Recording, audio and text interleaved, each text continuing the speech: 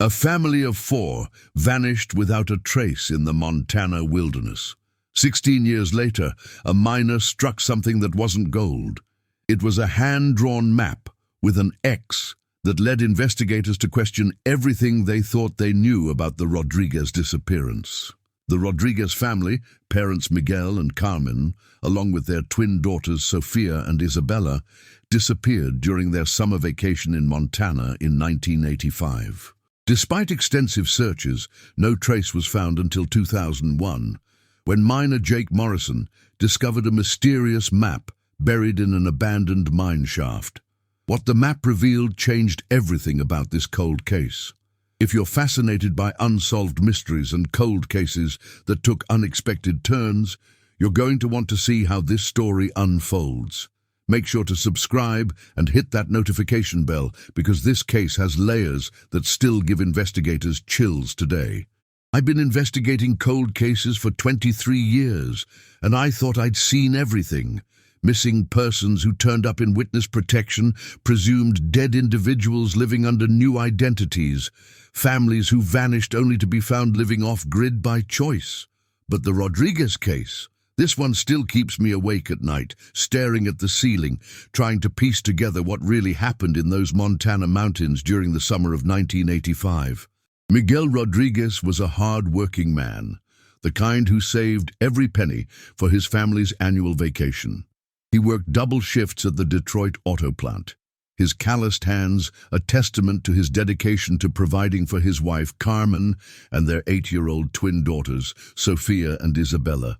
Carmen taught 3rd grade at the local elementary school, her classroom walls covered with thank you notes from students who'd moved on to bigger things.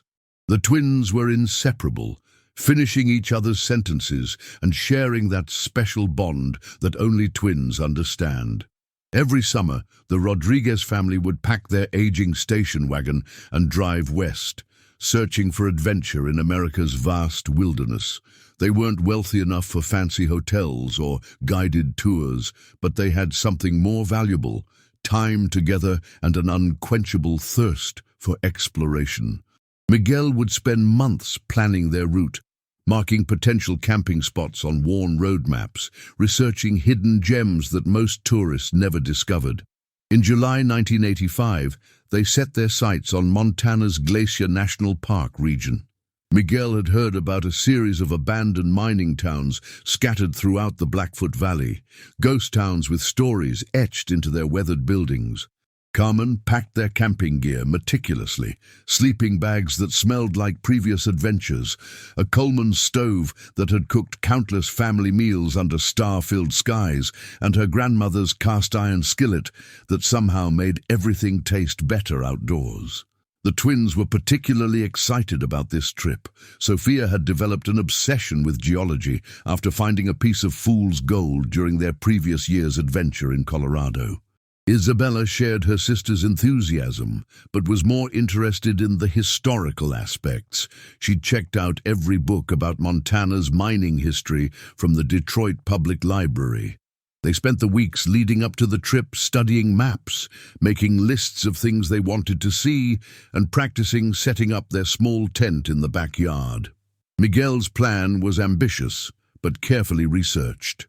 They would spend 2 weeks exploring the remote mining districts around Lincoln, Montana, camping in designated areas and hiking to abandoned settlements during the day.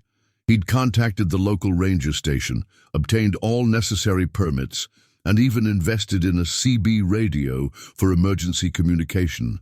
Carmen worried about being so far from civilization, but Miguel's enthusiasm was infectious, and the twins' excitement helped ease her concerns.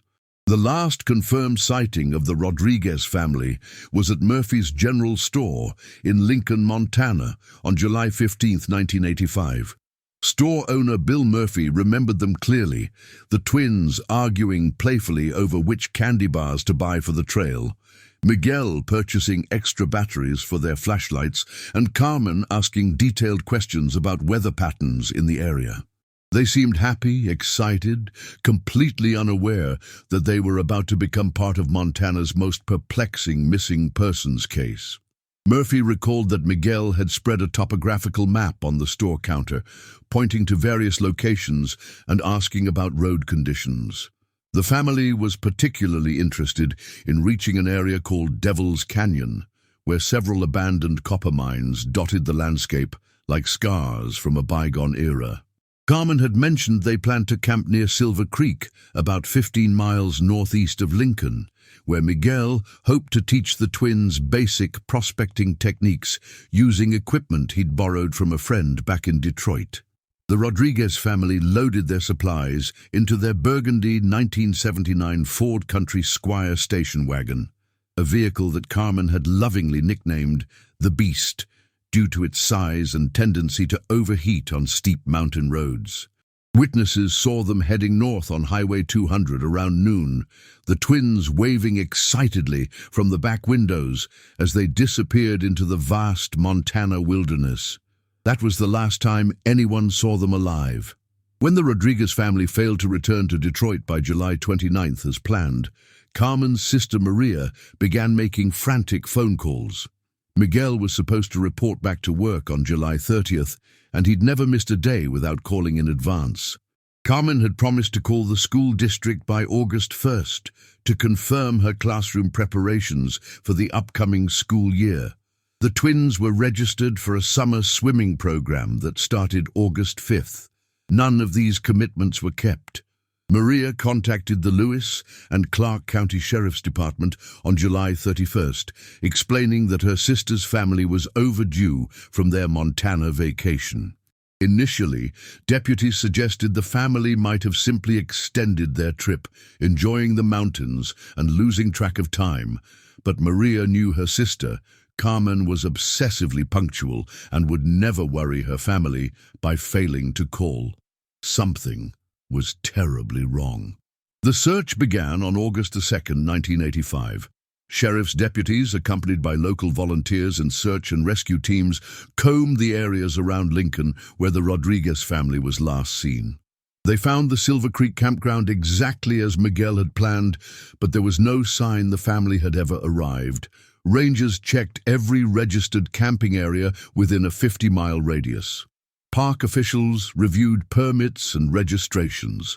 Local businesses were contacted to see if anyone had seen the distinctive burgundy station wagon. By August 5th, the search had expanded to include helicopters and search dogs. The rugged terrain made ground searches extremely difficult. Dense forests, steep canyon walls, and abandoned mine shafts created a landscape where people could easily become lost or injured. Search teams discovered several abandoned campsites from other visitors, but none contained any trace of the Rodriguez family's equipment or belongings. The case attracted regional media attention when no trace of the family or their vehicle was found after 2 weeks of intensive searching. Television crews from Billings and Great Falls descended on Lincoln, interviewing locals and broadcasting nightly updates on the mysterious disappearance. The story captured public imagination, a hard-working family from Detroit living their American dream of summer exploration, vanishing without a trace in the vast Montana wilderness. Theories began emerging as the search entered its 3rd week. Some suggested the family had encountered a mechanical breakdown in a remote area and had attempted to hike out for help, becoming lost in the process. Others theorized they might have fallen victim to one of the many abandoned mine shafts that pockmarked the region, vertical drops that could easily claim lives without leaving obvious traces. A few darker theories suggested foul play. Perhaps the family had encountered someone with criminal intentions in the isolated wilderness. The most persistent theory involved the treacherous mountain roads themselves. Montana's mining districts were crisscrossed with primitive logging roads and mining access routes, many unmarked and barely passable even with four-wheel drive vehicles. Investigators theorized that the Rodriguez family might have taken a wrong turn, driven down an increasingly rough road, and eventually reached a point where their station wagon became stuck or disabled in terrain too remote for rescue. Local law enforcement expanded the search to include every abandoned mine, logging road, and remote canyon within a 100-mile radius of Lincoln. They consulted with geologists about unstable ground that might have given way under the weight of a vehicle. They interviewed every local resident, Forest Service employee, and frequent visitor to the area. They checked hospitals, morgues, and police departments throughout the Pacific Northwest in case the family had been involved in an accident elsewhere. As summer turned to autumn, the active search was scaled back, though the case remained open, and tips continued to pour in from across the country. Psychics offered their services, claiming to have visions of the family's location. Well-meaning citizens reported sightings of the Burgundy station wagon in locations ranging from California to Canada. Each lead was investigated, but none yielded any concrete evidence about what had happened to Miguel, Carmen, Sofia, and Isabella Rodriguez. The first anniversary of the disappearance brought renewed media attention and a fresh wave of searches by volunteer groups. Carmen's students from Detroit organized fundraisers to support continued search efforts. Miguel's co-workers took vacation days to travel to Montana and join search parties. The twins' classmates made missing person posters that were distributed throughout the region. But despite all these efforts, the Rodriguez family remained vanished, as if they had simply evaporated into the Montana mountain air. By 1990, 5 years after the disappearance, the Rodriguez case had become one of Montana's most famous unsolved mysteries. True crime books included chapters about the family. Speculation ran rampant on early internet forums, and the case was featured on television shows dedicated to missing persons. The Lewis and Clark County Sheriff's Department received tips regularly, but none led to any breakthrough. The file grew thicker with reports, witness statements, and theories, but the essential mystery remained unchanged. Detective Sarah Manning inherited the Rodriguez case when she joined the Sheriff's Department in 1995. She became obsessed with understanding what had happened to the family, spending her off-duty hours driving the back roads of the Blackfoot Valley, studying topographical maps, and interviewing elderly locals who might have overlooked details in previous investigations. Manning developed her own theory that the family had discovered something unexpected, perhaps evidence of illegal activity, and had been eliminated to prevent them from reporting it. As the late 1990s approached, the Rodriguez case had effectively gone cold. The original investigators had retired, the media had moved on to more recent mysteries, and even family members had begun to accept that they might never learn what happened to Miguel, Carmen, Sofia, and Isabella. The case file sat in a cabinet in the Sheriff's Department, pulled out occasionally when new tips arrived, but no longer actively investigated. Montana's wilderness had claimed another family, adding them to the long list of people who had ventured into the mountains and never returned. The breakthrough came on September 12, 2001, in the form of an unexpected discovery by Jake Morrison, a small-scale gold prospector who spent his days exploring abandoned mining claims throughout the Blackfoot Valley. Morrison was working a claim near Bear Creek, about 30 miles northeast of Lincoln, when his metal detector began registering hits near the entrance to an old copper mine that had been abandoned since the 1920s. Morrison had been prospecting for over 20 years and knew the difference between valuable finds and worthless debris. But on this particular morning, his detector was picking up something large and metallic, buried about 3 feet down near a pile of mine tailings. Expecting to find discarded mining equipment or perhaps an old car part dumped decades ago, Morrison began digging with the methodical patience that had made him successful at finding overlooked nuggets in previously worked claims. What Morrison unearthed changed everything about the Rodriguez case. Wrapped in a deteriorated plastic bag and buried beneath layers of rock and soil was a hand-drawn map, clearly created with careful attention to detail.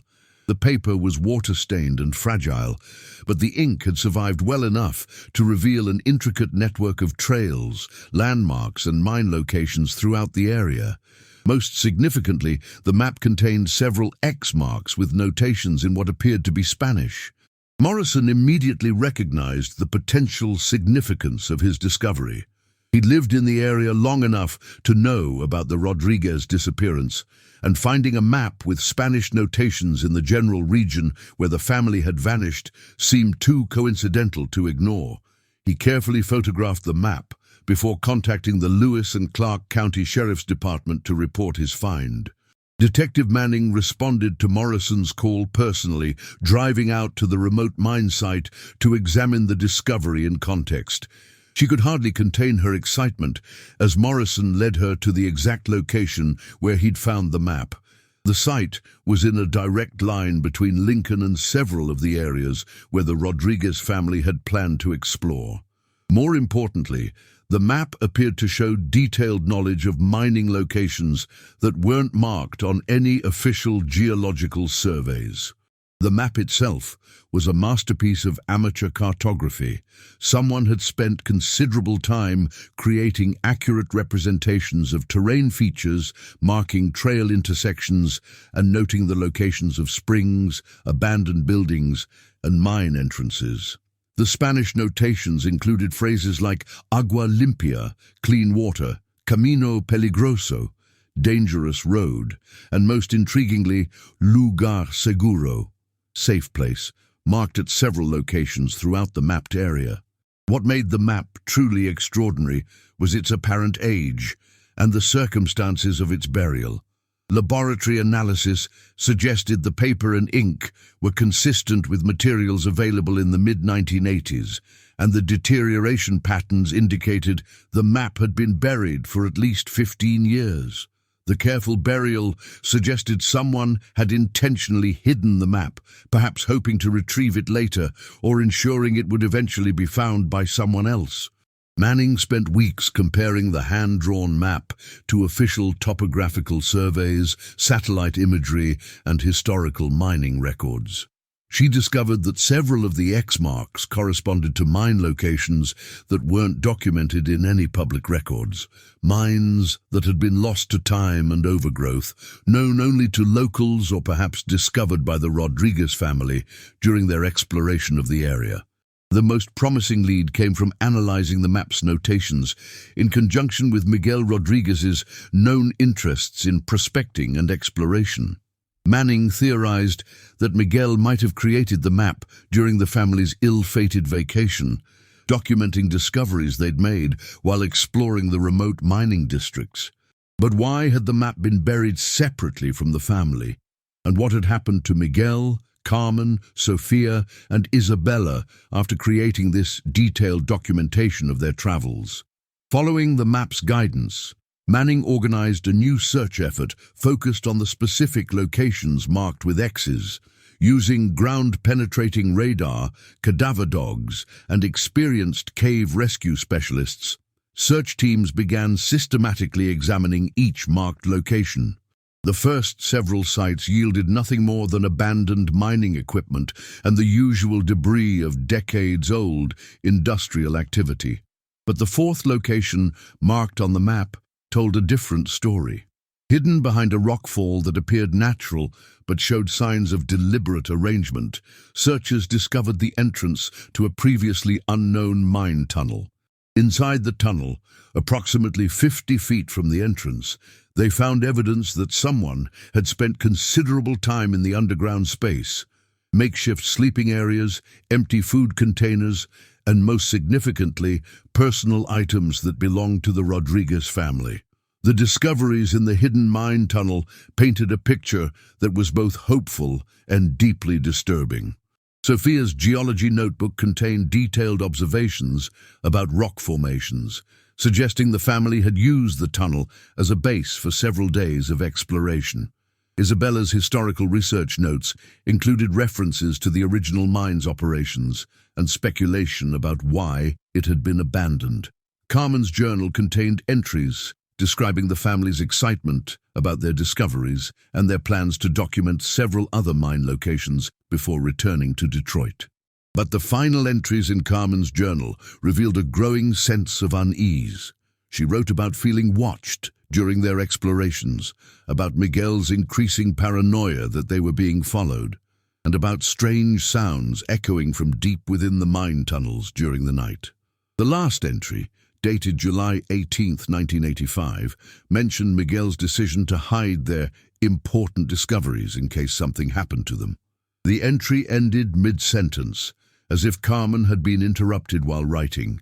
The mine tunnel investigation revealed evidence of a struggle near the makeshift camp.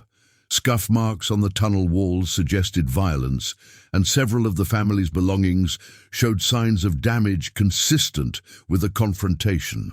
Most significantly, investigators found blood evidence that DNA testing later confirmed belonged to at least 2 members of the Rodriguez family.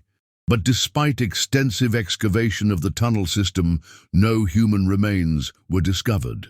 The map had led investigators to evidence of the Rodriguez family's fate, but it had also deepened the mystery exponentially. Someone had buried the map in a location where it would eventually be found, but that someone clearly wasn't Miguel Rodriguez. His body was among those never recovered. The careful burial suggested knowledge of the family's fate and perhaps guilt or remorse about their disappearance. But who had created this breadcrumb trail 16 years after the fact? Detective Manning's investigation expanded to include everyone who might have had access to the mine tunnel area during the summer of 1985. She interviewed retired miners, local prospectors, and anyone who had reported unusual activity in the region during that time period. The investigation revealed a complex web of illegal mining operations, claim jumping, and territorial disputes that had simmered beneath the surface of the official record for decades. The most promising lead came from investigating the Spanish notations on the map itself. Handwriting analysis suggested the notations had been added by someone different from the person who had drawn the original map, someone with knowledge of both the area and the Spanish language. This discovery led Manning to focus on a small community of undocumented workers who had been employed by various mining operations throughout the region during the 1980s. Through patient detective work and building trust within the immigrant community, Manning eventually made contact with a man who claimed to have information about the Rodriguez disappearance. Speaking through a translator and requesting anonymity, the man described witnessing a confrontation between the Rodriguez family and several individuals involved in illegal mining activities near Bear Creek in July 1985. According to this witness, the Rodriguez family had accidentally discovered evidence of a significant illegal mining operation that was extracting valuable minerals from abandoned claims without proper permits or environmental protections. The family had attempted to photograph the illegal activity, intending to report it to authorities upon their return to Detroit. But their presence had been detected, and they had been confronted by individuals who couldn't afford to have their operation exposed. The witness described a violent confrontation that had resulted in the deaths of all 4 family members.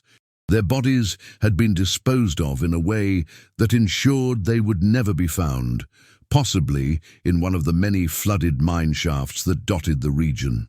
The family's station wagon had been driven to a remote location and pushed into a deep crevasse, where it remained hidden beneath decades of rockfall and vegetation growth.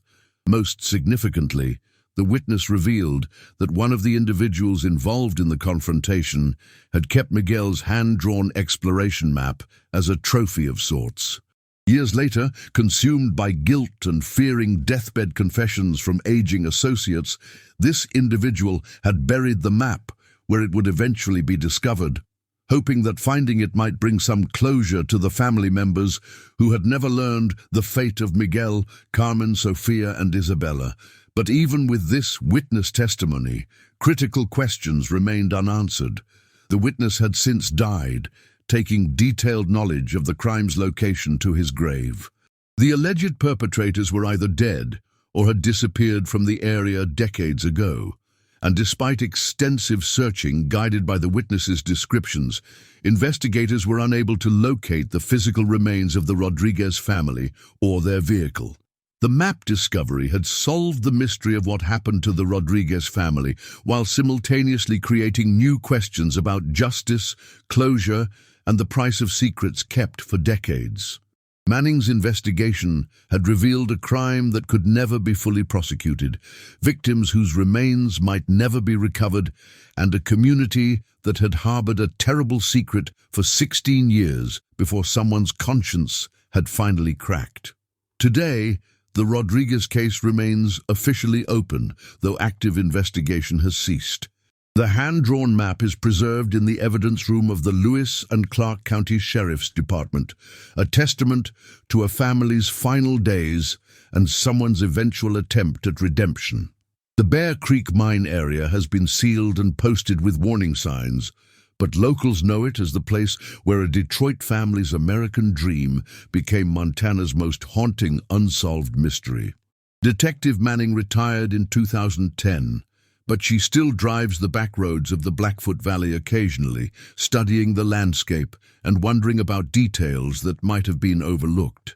She knows that somewhere in those mountains, Miguel Rodriguez's beloved burgundy station wagon sits rusting in a hidden crevasse, and somewhere else, possibly in a flooded mine shaft, rest the remains of a family whose only crime was discovering something they were never supposed to see.